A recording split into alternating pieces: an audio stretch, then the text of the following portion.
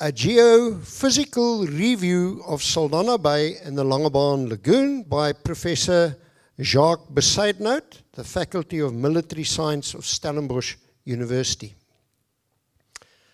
Now, Jacques is a lecturer in physics at the Faculty of Military Science of Stellenbosch University. His research interests include geophysics, listen to this one, nuclear radiation, and the application of radiation in environmental studies. Seems like he's just flown in from the Ukraine.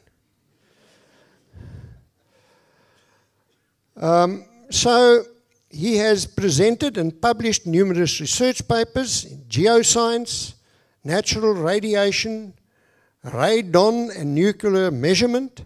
He has served in several academic management positions, and he is a member of the various national and international collaborations in applied nuclear research and radiation. He is also involved in the master's and PhD student supervision, and he frequently consults in industry on radiation safety and application. Jacques, please come to the fore. They've mic'd you up. Just take a bottle of nice water there on your way up. There we are. Thank you, Jacques. You know how that little remote works? Yeah, I'm on air. Thank you very much to the Water Quality Trust for the invitation. And I am going to say something about war, but I'm not from the Ukraine. I'm just going to move this out of the way because I want to put the focus on my slides. I think it's nice to talk in front of people like this because you all have the same aim and the same focus in mind, and that's the lagoon.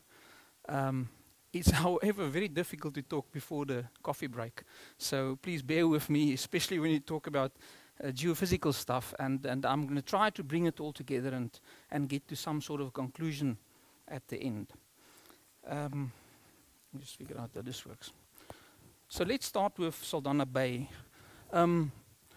Saldanha Bay and Langebaan Lagoon is very unique. I think you all know that. Saldanha Bay is the largest port in Africa. But Saldanha Bay didn't really come to its realization before the Second World War. So again, it took a war to impact it on the bay, and it actually had a positive impact. The reason for that is that the military actually used the bay as an assembly point for convoys during the Second World War, for convoys to Britain. And they did a few things. They did a lot of development around the bay, especially in the two peninsulas, where there's a lot of fortifications and buildings still today. They also found the SS Saldanha Naval Base, and also the Flamingo Base, where the Catarinas were stationed in Langebaan. Later on followed the Langebaan Weg Air Force Base and the Military Academy, which I'm associated with. But the interesting thing that they did is they piped water from the Berg River to Saldanha. And because there's no freshwater inlet or no freshwater in the area, that was like a kickstart to the development in the bay. I actually want to go much further back. If you glance at the geological, I'm sorry, I'm going to read some of this because I'm also from the Weskus and my Afrikaans is my primary language. If you glance at the geological map of South Africa, the blue areas in the bottom left of the map is noteworthy. These ones here. Let's get back. These ones here. This rock formations is mainly sedimentary in origin and is known as the Cape Fold Belt. It's a 1,300 kilometer folded and thrust mountain range that runs from north to south and east to west. And I've got some pictures there that shows that. This belt is dated at about 470 million years. And it was formed when the Falkland Plateau and the African continental shelf interacted. These sedimentary rocks is clearly visible in the Klein Karoo in places like Montetjie, where you can see the sedimentary links. And also a very good example of that is at the point in Mossel Bay, where these strata runs into the ocean, and it forms this wonderful tidal pool, which I just love that place. The sedimentary formations form wonderful harbours around the Western Cape. And all the harbours around the Western Cape, Elands Bay, Table Bay, False Bay, Plettenberg Bay, Mossel Bay, Mandela Bay, they're all up or where these mountain ranges runs into the ocean. But Saldanha is the exception. Saldanha predates this era, because Saldanha comes from the bedrock of the Western Cape, which is the Cape Granite Shoot. And this is dated to about 550 million years. So it's much earlier than the folded belt. So if you look at Saldanha Bay, there's Saldanha Bay. The Cape Granite Shoot, this is a good example where you have Chapman's Peak Drive. You've got the Cape Granite Shoot, the bedrock of the Western Cape, and then you have the Table Mountain sandstone on top. So you can clearly see the contact between the two rock layers. Paul Mountain is a very good example of a granite pluton, and immediately Vredenburg comes to mind, with this massive granite pluton behind or there's a few of them behind the mall, which is called Witteklip. It's not white anymore. Wit means white in Afrikaans. It's red now, and we all know what that is. So we should probably call it the Rooi Klip or something. But Langebaan also, there's a lot of granite in Langebaan also. So all of this granite is in the area. Now, what happened in this bay? There was two volcanic events that created the southern and the northern peninsula. Pyroclastic volcanic events. So they are not granite, they are ignimbrite. So both of these areas, I showed them there in orange and in red, is ignimbrite areas where you've got normal granite in the Langebaan area, and then of course the Colenso fault with the granite in Vredenburg. Now these are very resistant rocks. So they formed the entry to the bay, and the bay formed behind them. Slowly and surely, over thousands of years, the bay was eroded, and you got what you find now in Saldanha Bay. Now, there's still a lot of geophysical processes that takes place in this bay, and I'm going to try to talk about these geophysical processes and show you what they've done and how we've influenced them, what we have done as mankind in the bay. So currently, the area around Saldanha Bay consists mainly of unconsolidated coastal and marine sediment. You can immediately start to realize some of these things in the area. The sand dunes are of Aeolian wind origin and mostly capped with calcrete layers. And I'm going to get back to this calcrete because the calcrete is a very fundamental part of our area. And the underlying bedrock is granite. Now, there's a few examples. There's the calcrete layer very clearly shown with a soft dune below it. And this is typical in the Saldanha area. Then you have the modern dunes here. This is, I think that's Paradise. You've got the modern dunes there. And there's some granite protrusions in North Bay. So that's the bedrock that you see exposed there. The first geophysical factor I want to get to is wind. Now, if you look at the dominant wind in this area, it's southerly. And we've had this southerly wind for many, many years. The whole of the lagoon acts like a trap. So this sediment that you see in the lagoon is actually blown in from this 16-mile beach. And a good example of that, a proof of that, is these dunes that you find on the West Coast Road when you drive to the Cape. They all come from the Eiselfontein area.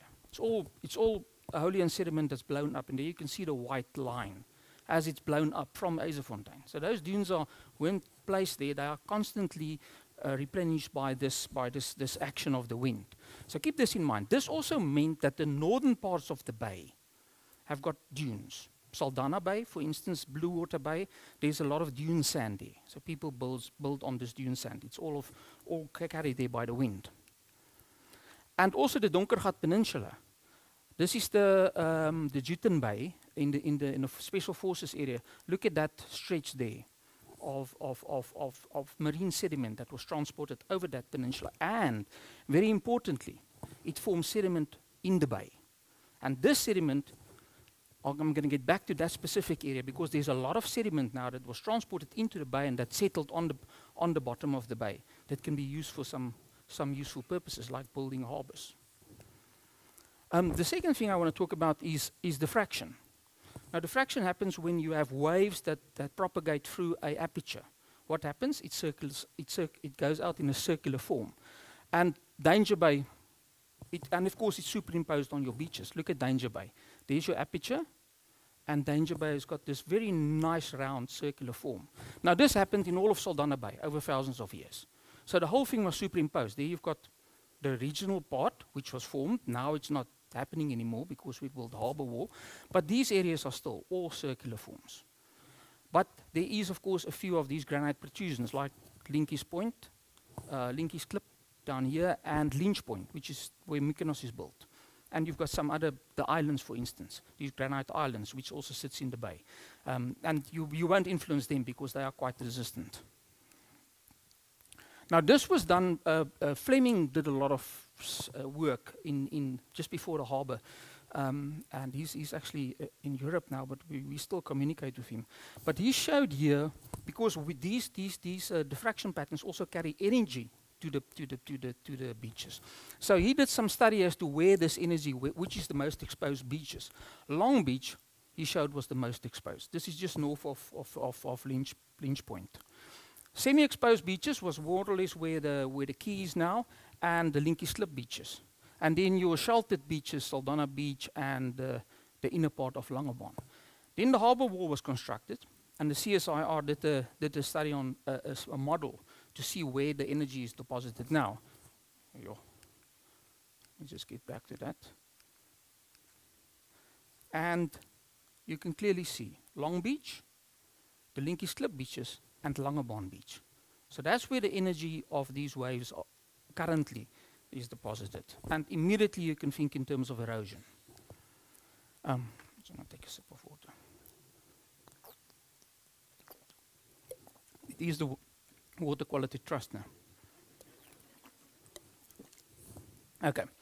So he also looked, Fleming also looked at abrasive areas, reefs in the bay, and he found, of course, the normal Lynch blinder, which we know is marked with a buoy. If you're a sailor, you would know where it is. Inner Lynch and the 7 blinders, where the ship sank. And he found a large abrasive area there, mainly calcrete, a reef that was in this area here. And large sediment areas here and there. This was specifically due to the tidal currents in and out of the lagoon. A lot of sediment from the lagoon, which was a Holian sediment, ultimately ended up in the northern part of the lagoon. The same for Donkergat. You have that sediment that I showed that line where it was deposited into the lagoon, so you've got large sediment here. And of course, the same here. The northern areas of the lagoon was rich in sediment. I just want to quickly show the geological east-west profile. So if you have a geological east-west profile, you can see there's the modern sand, the fossil dunes, the paleo dunes, and you've got concrete layers alternating between these. Now, concrete is a very rocky thing. It's got a lot of lime in it, so it's like cement. And that has got its own challenges. Then you've got sandy clays, and you've got your bedrock. This picture, by the way, was taken, I got it in the archive of the Military Academy. It was taken around about the 60s. And you can see, this is Long Beach. The calcrete, there's some calcrete lying there. But look at, I'm going to show you a video later on.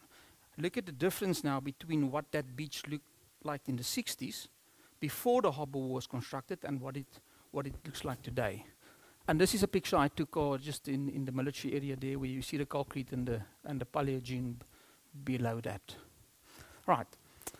The bathymetry of the bay, and I just want to show you 3 profiles here, 4, 5, and 6. 4, 5, and 6, I've marked it with red there. What this means is that area goes deep very quickly.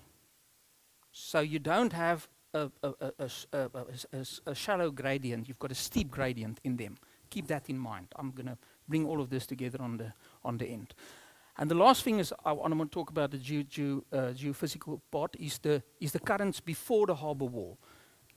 The tidal current moved in and out in that gully which I've just described, where the gradient is the largest. So the tidal current would have gone in there and out in that specific area. And it's important to realize that Saldanha Bay, the formation of Saldanha Bay, is done by waves, but what happens in the lagoon is tidal. So it's 2 different processes that you have that form these bays. Okay, so when they wanted to construct the harbour wall, they had to have a hydrological model for the hydrology of the bay, and from that they wanted to decide the optimal positioning of all the things in the harbour. The plan was first to complete the breakwater between Hoetjie's Punt and Marcus Island, and then later construct the the causeway, the loading jetty, and so on behind this breakwater. So you don't have these waves that influences you. So what did they have? Well, they knew about the diffraction, the waves coming in. The longshore current and the tidal currents was in this direction, the blue arrow there. You know about the reef, and there was quite a steep slope in this area here, and most of the energy of the waves was deposited there, and you have your wind. So that was the model, and they had to decide from this model what to do now. So most of the fill, because a lot of sediment was needed, was actually dredged. Now you have this calcareous layers. So when they started dredging, they found that the calcrete was a problem because it's like cement. The rate was absolutely too optimistic. They thought they're going to build the harbor wall in about 2.5 years. In 1 year, it took them 2.5 years. So they ended up building the causeway and the jetty and all of that in nearly open sea conditions because they couldn't build the breakwater that fast. And on the end, they finished the whole project on 23 September 1966 with the Fern Sea arriving in Saldanha. And later on, we know the multipurpose and the crude oil followed. What is interesting is that they needed about 29 million cubic meters of sediment to construct all of these features. The dredging in the channel, in the shipping channel, only gave them 9 million cubic meters. So with losses, they needed 21 million cubic meters somewhere else. And that was dredged in the bay. Now, this is where the story gets interesting because what we've done, we did bathymetry studies. So we looked at the map that the military gave us just after the Second World War, 1955, and we compared it with the chart, and we compared it with the new one of 1977 to see what the differences between these two are. Now it's difficult to see the differences here, so we superimpose them on one another. And now you can clearly see the blue is where sediment was dredged or taken away, and the red is where it was accreted.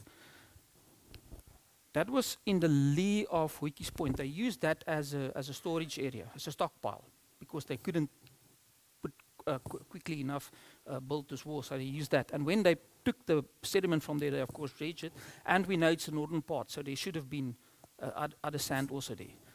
The entrance to Langebaan Lagoon, of course.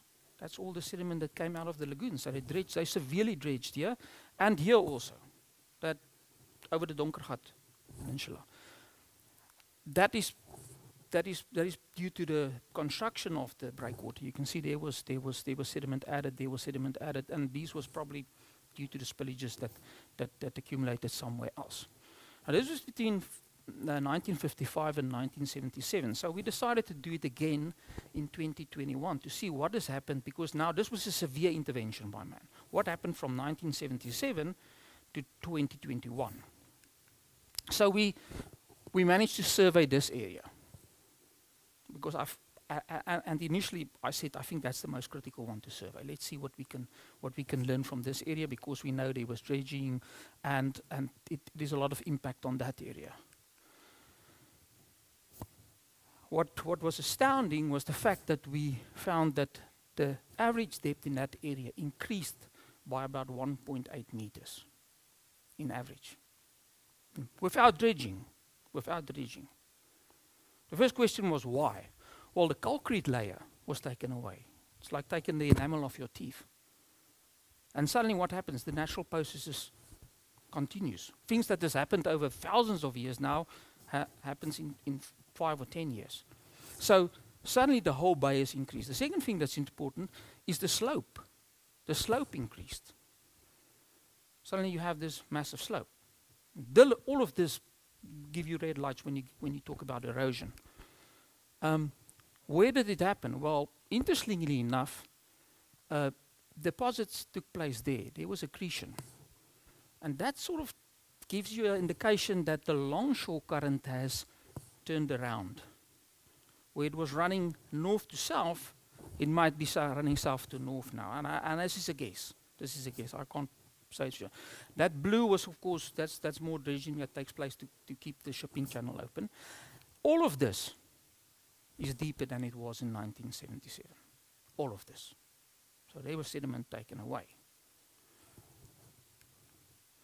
Now, there's the first one. The second one, you can see sediment loss of sediment. So this thing is getting deeper and deeper and deeper.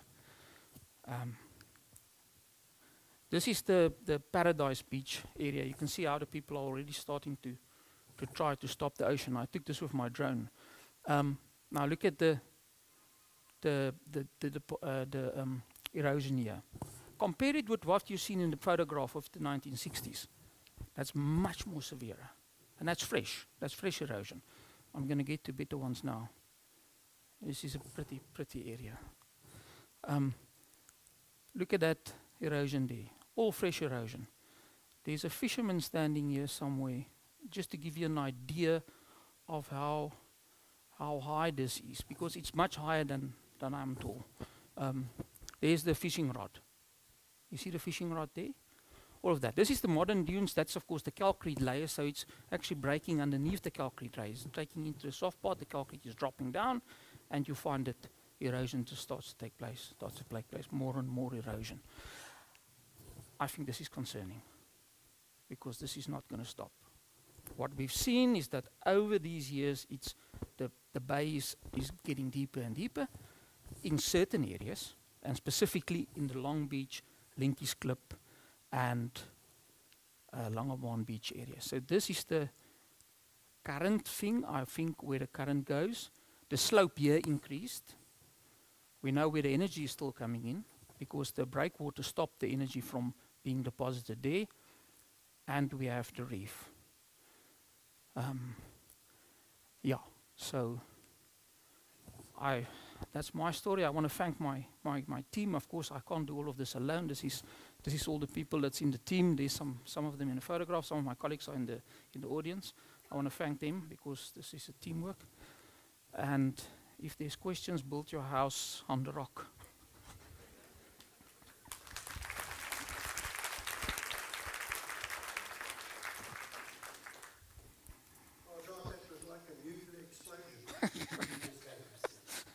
So I'm going to ask Bezuidenhout. Where's Bezuidenhout?